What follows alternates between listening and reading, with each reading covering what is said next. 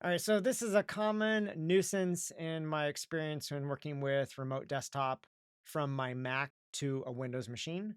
I love the Microsoft Remote Desktop app on Mac OS. However, if I connect here, from time to time I have a problem with the clipboard. And let me show you what this looks like by selecting some text here on the Windows machine. And of course, I can then paste that text.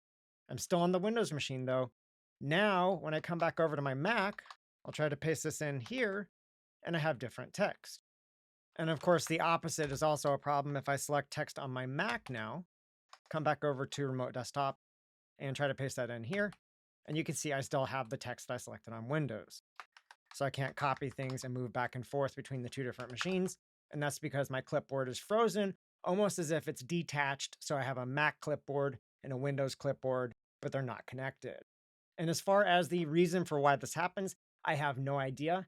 It's completely random. Sometimes I go through a period where it seems to happen every hour.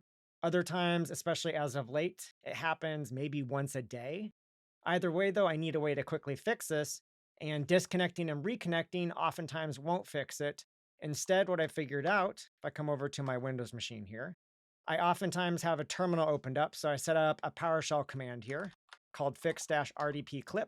When I run this, it kills off a process that's involved in the clipboard sharing between the two machines, and it restarts it. And so now if I copy this right here, copy this, come back over to my Mac, paste that in. There you go, it's once again working.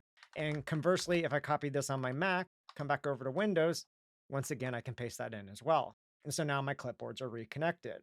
And so if you want a quick way to fix this, because this problem happens randomly, if you grab my Fix-RdpClip helper, it's out of my dotfiles repo on GitHub, or I'll show you the implementation here.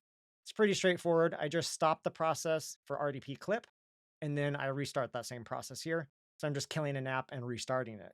And in my experience, this has worked every single time my clipboard stopped working.